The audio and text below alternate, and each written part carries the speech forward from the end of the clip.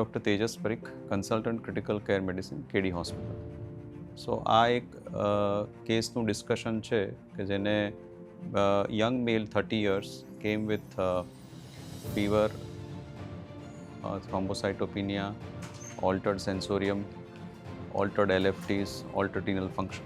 સો આ પ્રકારનું પેશન્ટ કે જે આપણી પાસે એડમિટ થયું, જેની અંદર બધા જ માર્કર્સ જે રેગ્યુલર ઇન્ફેક્શન્સ છે કે જેની અંદર ડેન્ગ્યુ, ટાઇફોઇડ, મલેરિયા, બીજા બધા જે કોમન વાયરલ ઇલનેસીસ, એ બધું જ નેગેટિવ હતું અને પેશન્ટના પ્લેટલેટ કાઉન્ટ માત્ર 24,000 હતા.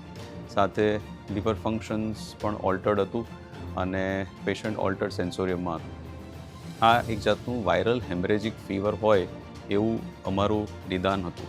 વાયરલ હેમરેજિક ફીવર, જેને આપણે ક્રિમિયન કોંગો હેમરેજિક ફીવર હોવાની જે સસ્પિશન હતું પહેલેથી, એટલા માટે આપણે ફર્સ્ટ ડેથી આઇસોલેટ કરેલા અને આપણે એનું કન્ફર્મ ડાયગ્નોસિસ માટે આપણે નેશનલ ઇન્સ્ટિટ્યૂટ ઓફ વાયરોલોજી, જે પુણેમાં છે, ત્યાં બ્લડ સેમ્પલ મોકલવા માટેની આપણે તૈયારી કરી.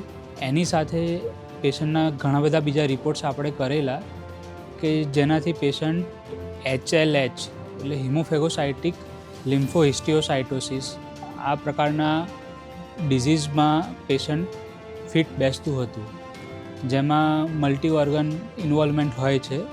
એટલે HLH થવાનું કારણ કોઈ બી વાયરલ ઇન્ફેક્શન કે બીજું કોઈ બી ટ્રિગર હોય કે જેમાં બોડી આપણી ઇન્ફ્લામેટરી રિસ્પોન્સ એટલે એબનોર્મલી ઇમ્યુનિટી પ્રોડ્યુસ કરે છે, જેના કારણે બોડીને પોતાની જાતને જ નુકસાન થાય છે.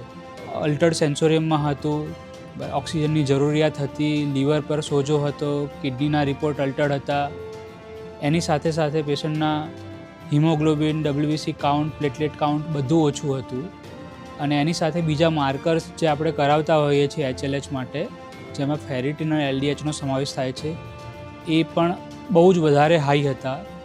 એટલે એના આપણે HLHની ટ્રીટમેન્ટ આપણે ઇમિજિએટલી સ્ટાર્ટ કરેલી.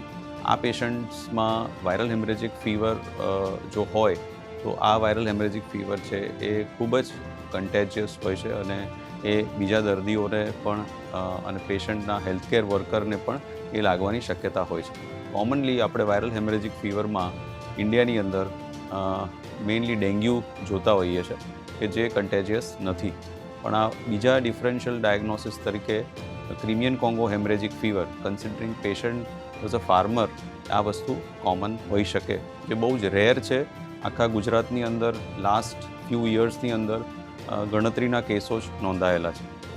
એટલે ફર્સ્ટ તો આપણે પેશન્ટને ક્રિમિયન કોંગો હેમરેજિક ફીવર CCHF સસ્પિશન કરતા હતા, એનો બ્લડ સેમ્પલ મોકલાયા, પણ આપણે એના રિઝલ્ટનો વેઇટ નહીં કરેલો અને એની જે ટ્રીટમેન્ટ છે આપણા પાસે એન્ટીવાયરલ રિબાવરિન ટેબ્લેટ, જે આપણે ઇમિજિએટલી અવેલેબલ કરાવી અને એ જ દિવસથી સ્ટાર્ટ કરેલી હતી પેશન્ટને. અને એની સાથે સાથે HLH માટે આપણે high dose of steroids plus immunoglobulins, IVIG કહેવાય છે, જે સ્ટાર્ટ કર્યા, જેના કારણે પેશન્ટ ગ્રેજ્યુઅલી ઇમ્પ્રૂવ થયું. આપણે પ્રોમ્પ્ટલી પેશન્ટને આઈડેન્ટિફાય કર્યું કે આ CCHF હશે, એની આપણે ઇમિજિએટલી રિબાવરિન પ્લસ સ્ટીરોઇડ્સ અને IVIG સ્ટાર્ટ કર્યા અને આપણે પોઝિટિવ રિપોર્ટ માટે રાહ ના જોઈ, જેના કારણે આપણે આ પેશન્ટને બચાવી શક્યા.